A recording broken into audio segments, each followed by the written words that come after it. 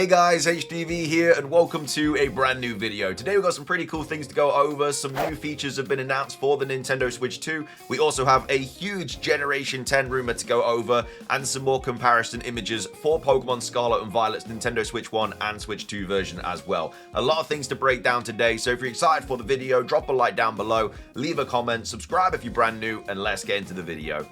So, starting things off, let's take a look at one of the newly announced features for the Nintendo Switch 2. This is all about the Joy-Cons. We've got Game Rant here tweeting out saying, Nintendo confirms a handy feature coming to the Nintendo Switch 2, making it easier than ever to track down missing Joy-Con controllers. So, the article says the Nintendo Switch 2 will include a handy search for controllers feature, allowing players to locate their missing Joy-Cons more easily. Now only weeks away from launch, the hype surrounding the Nintendo Switch 2 has reached its peak, with fans eagerly waiting for the new handheld console and its highly anticipated titles to appear on store shelves. The original Nintendo Switch will be a tough act to follow, with Nintendo's 2017 hybrid console selling over 150 million units during its lifespan, making it the third best-selling console of all time, behind only the Nintendo DS and the PlayStation 2. So while the new hardware will largely maintain the same overall look, the Nintendo Switch 2 will bring some major upgrades, including 4K support, a larger 7.9-inch screen, and a whopping 256GB of storage. Players can also look forward to utilizing the new game chat feature, allowing for both screen sharing and audio chat. In the lead up to the system's release, more details are coming to light, including a handy feature for the more scatter-brained gamer. So, detailed on the Nintendo Today app, which again, all of this information comes from is such a good app because they're just dropping information after information for this upcoming console. They say, and shared by user Stealth on Twitter, the Nintendo Switch 2 will have a search for controllers feature to help players locate their Joy-Con 2 controllers. While the original Nintendo Switch also included this feature, it has been enhanced for the new hardware, with the Joy-Con 2s including improved sound output by way of their HD Rumble 2 capabilities. So now the controllers will emit such much louder sounds, making it far easier to track them down in a hurry. Additionally, Nintendo recently revealed the reason why the Nintendo Switch 2 controllers won't have analog triggers, nothing that digital triggers made more sense for its upcoming console. So this was posted by Stealth saying Switch 2 has a search for controllers feature to locate Joy-Con 2 controllers. The controller you are looking for will vibrate and make a sound. So this is the video here. You can click on search for controllers, click on the one you're trying to find, and then wherever it is, behind the sofa or under a magazine or whatever, it will vibrate. As you can see, it's under this pillowcase here. So yeah, it vibrates and stuff, and then you'll be able to obviously go over to it and easily see that that is where the controller is. I don't know how people lose their Joy-Cons because they're just always in my Nintendo Switch when I'm not playing it, but if you do happen to lose them, is a new feature that, well, it's not new because it was on the Switch 1, but it is been kind of amplified for the new console. And then along with these updated Joy-Cons, players are also looking forward to trying out the new and improved Nintendo Switch 2 Pro controller, along with the Switch 2 GameCube controller. Unfortunately, pre-ordering the latter has proven to be difficult due to incredibly high demand, with many fans trapped in the Nintendo waiting room for hours. A restock will likely need to take place before the majority of players are able to snag one of those highly sought-after controllers. And then pre-orders began in late April, yada yada yada. So that's a new Nintendo Switch 2 feature, I guess an enhanced Nintendo Switch feature for the Nintendo Switch 2. It's useful, obviously, just to have it because you never know if you are going to lose your Joy-Con controller. It's nice that you'll be able to easily find it as long as no one's like stolen it and ran outside, because then you're kind of screwed. But anyway, that's an update regarding the Nintendo Switch 2. Moving on, we have some new updates regarding the Scarlet and Violet performance patch for the Nintendo Switch 2. We have some new side-by-side comparison images brought to us by Lumiose, comparing how Scarlet and Violet ran on the Switch 1 compared to how it's going to run on the Switch 2. So we've got Lumiose here tweeting out saying, full comparison of Pokemon Scarlet and Violet on the Switch 2 is what I expected, but shame it isn't a lot more. So 4K resolution, higher frame rate, marginally better LOD, and Game Freak have raised the amount of wild Pokemon that can appear at one time. So this is one of the images that we got for the Nintendo Switch 2, and then basically Lumiose has gone to the exact same location in Paldea and took a screenshot and now kind of compared it side by side. So straight off the bat, you can see that it looks a lot different. It does look a lot more vibrant, it looks more colorful, more saturated, stuff like that. And then as well as that, you can easily say that there's so many more Pokemon as well. you know, we've got here a Flamigo, a Slowpoke, a couple of Tatsugiri, a Tropius, yada, yada, yada. There's what, 1, 2, 3, 4, 5 Pokemon on screen. And then on this screen, there's like 20. So there's going to be Pokemon all over the place. There might be too many because obviously as soon as you kind of bump into a Pokemon, you get into a battle with it. So if you're trying to dodge all these, it's like a landmine situation, like if you're trying to dodge them all. But yeah, this is what the Switch 2's version is going to look like compared to the Switch 1. It just looks a lot nicer. A lot of people might just do like a nice playthrough of it because they are going to be able to play it properly now with no lag spikes and no frame drops and everything like that. No falling through the ground, which I think has happened to all of us. I literally played Scarlet and Violet for the first time the other day in ages, and I fell through the floor in the first 5 minutes. So it just kind of shows how bad the game is in terms of how it functions on the console. But either way, it's nice to see the side-by-side comparison showing just how much it has improved. Because some people were like, I can't really tell a difference. But there is clearly a difference. You kind of have to see it side by side to notice a difference. We also have this posted from Centra as well, another side by side shot saying resolution comparison of Pokemon Scarlet and Violet Ring on the Switch and the Switch 2. So this is the Switch 1 here, blurry, not looking great. And the Switch 2 obviously looks a lot better. Like I said, it's just a lot more vibrant, colourful, just looks a lot nicer. So yeah, that's just some comparison images of the Switch 1 and the Switch 2 version of Pokemon Scarlet and Pokemon Violet. Moving on, we have another update for the Nintendo Switch 2 Joy-Cons. We've got GameRant here tweeting out once again saying, ahead of the Switch 2's launch, a new retailer listing shared on social media could allow players to customize the Joy-Con 2 controllers. So we have them here saying, though Nintendo has yet to officially confirm if the Nintendo Switch 2 Joy-Con controllers can be customized, a new listing for some swappable, decorative strips made the rounds on social media. While the Nintendo Switch 2 decorative strip listing has become unavailable, Nintendo fans commented on what the company or its partners could do concerning potential Joy-Con 2 customizationable options. So like their predecessors, the Joy-Con 2 controllers can either be attached to the mini console or held wirelessly in each hand, along with the magnetic attach mechanism that allows the Joy-Con 2 controllers to snap into the sides of the Switch 2. The controllers can also be turned sideways and used like a mouse. The Switch 2 Joy-Con controllers also feature quieter HD rumble, making action-focused game segments less noisy. As of this writing, the Switch 2 Joy-Con controllers only come in black, with light blue and light red segments underneath the left and right thumbsticks. Additional Joy-Con 2 sets will cost $95.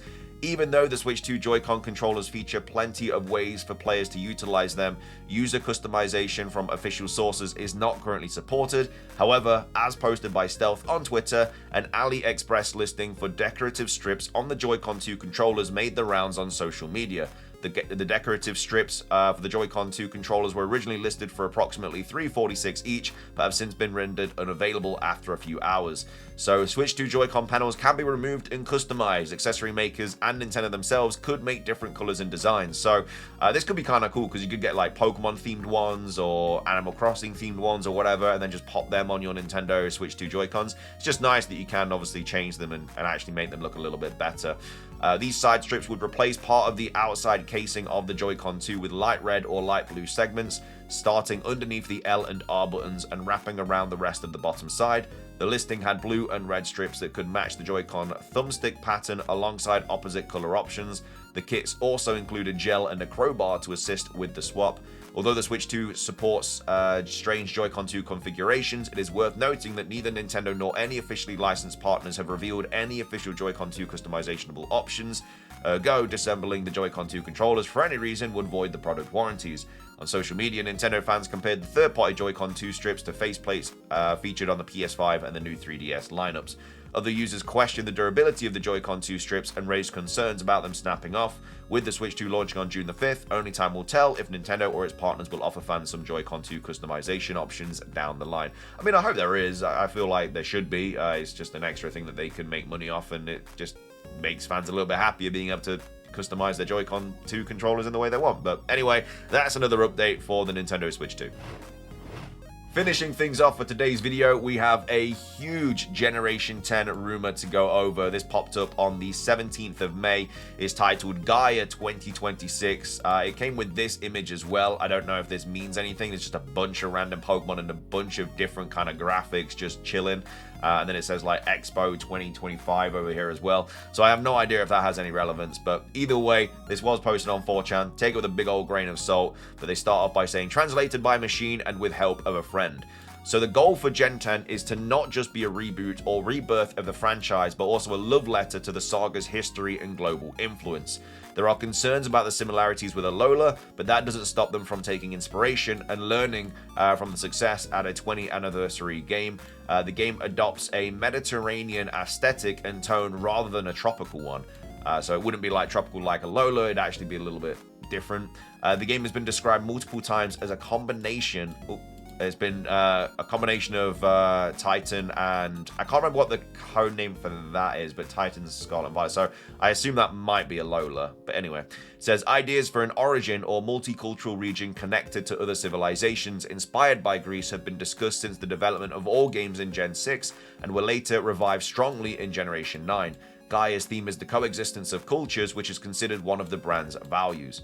Then says there is talk about how to reflect this theme through the region's name. Examples includes Kalos being beauty and Paldea being Paideia and education. The final name of region is Xenia/Xenia. So the region for Gen 10 is going to be the Xenia region, which is, I don't know what that means, but basically that's apparently the name.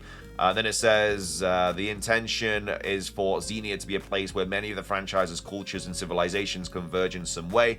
They're putting special attention on the connection between Xenia and Paldea. So a lot of focus on introducing a large number of legendary Pokemon in Gaia. They want to move from a region that no longer has gods like Paldea to a religious region in modern times like Xenia. The Paldea-Xenia relationship is being discussed as a Kanto-Johto relationship lost over time.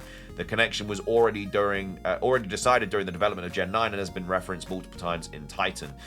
Which it has been. I mean, there has been like photos and stuff and images in Generation 9 which kind of make people think that that would have been the Generation 10 region, like in those images. And there could be, obviously, if there is going to be massive kind of like connections there. There are also concerns about how the Greek aesthetic might overlap with previous designs and civilizations in the franchise, such as Hisui's Kaminagi. They solved this by introducing a civilization that preceded all and influenced the rest. To reinforce the Paldea-Xenia connection, it's suggested that this civilization and its deities originated from Atlantis in Titan, then fled and settled in Xenia. Some mythical Pokemon from past installments return as part of the main story under the influence of the Martians. The Martians are not special Pokemon on the cover, rather like Guardians of Alola, so maybe like the Tapus for, the Tapus of Alola. There are 13 Martians in total. There is one Martian for each of the 12 islands that make up Xenia, and an additional one who leads them. And then says Xenia is made up to 3 main islands, 9 secondary islands, and 1 small island in the sky. An island in the sky would actually be kind of cool. The 9 secondary islands each act as small versions of the previous regions. Think of Lumiose City and Alola, inspired by the world's fib. That would be really cool. So you'd have like an island that's kind of like Kanto, you'd have an island that's Johto, so you're basically revisiting every region, but it's kind of been numbed down to a small island. That'd actually be sick.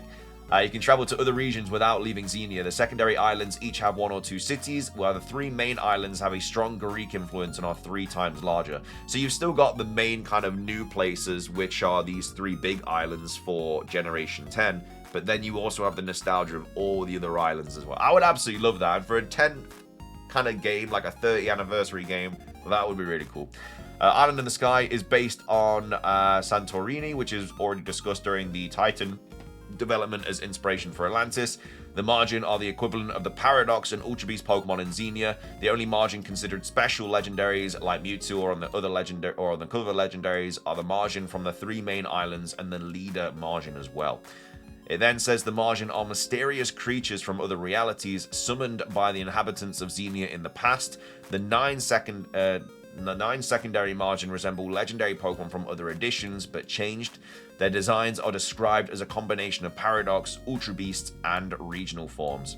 So there's that many Margins, and yeah, they are a little bit like... they basically resemble legendary Pokemon from other editions, but changed. So they are kind of like legendary. That's a lot of legendaries to introduce into one game, but again, this is supposed to be the biggest game ever, so The Margin from the island of False Kanto is a bird that resembles Articuno, Zapdos, and Moltres. The Margin from the island of False Johto is a white beast with a large three-headed mane that resembles a fusion of Raikou, Entei, and Suicune. We've already seen things like that as well. You know, from the Paradox books, as from the Scarlet book, we did have the combination of all the legendary beasts. From the Violet book, we had the combination of the Swords of Justice. So we've already kind of had an idea of that already. The Margin from False Hoenn resembles a Latias or Latios with 4 wings. I'd expect that to have been a Reggie, to be fair, but I get why they've done Latias and Latios. This type of otherworldly fusion was already shown in Titan, which again, yeah, I've just spoken about. There was talk about how to design a Margin for False Paldea, but it was considered not to create one. They ultimately decided to do it, but I don't know what it looks like. The legendaries on the cover are a pair of bulls. One has wings, the other a mermaid's tail. They have 2 forms, a quadrupedal form and a bipedal form. Think Koraidon and Miraidon. The bipedal forms are like Minotaur Knights. There is no 3rd legendary Pokemon, although Arceus fulfills that one role in the story. Quadruped forms can be used as mounts at a certain point of the story, but you'll be using regular Pokemon as mounts for most of the game. Taking inspiration from Momiji, there are discussions about including a plot similar to Rainbow Rocket, but also including recent antagonists like Rose, Olim, and Futu. They don't know what to do with the Legends antagonists, but since Arceus is present, they're considering bringing back Volo. That would be so good, because he's one of the best antagonists in Pokemon.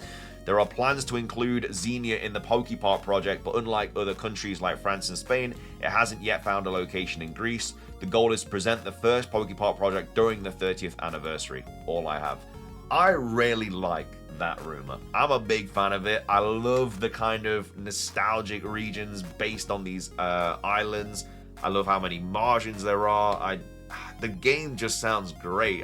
Again, I don't know if this is true or not. It's a lot to kind of cover, but I'd be a massive fan if this was Generation 10. This is ticking all the boxes for me. But anyway, that is the rumor for Gen 10. You've got to take it with a grain of salt, but let me know your thoughts on it. Would you like something like this to be real, or are you not a fan of it at all? And then also let me know your thoughts on everything else that we covered today, the Joy-Con 2 updates and feature reviews for the Nintendo Switch 2, and then also your thoughts on the comparison images for Scarlet and Violet as well. That's going to be everything from me. If you enjoyed, please do consider hitting the like button down below. Let's try and hit 500 likes. Leave a comment, like I said, on anything we covered. Subscribe if you're brand new. Ring the notification bell for daily Pokemon content. Have a fantastic rest of your day, and until next time, peace.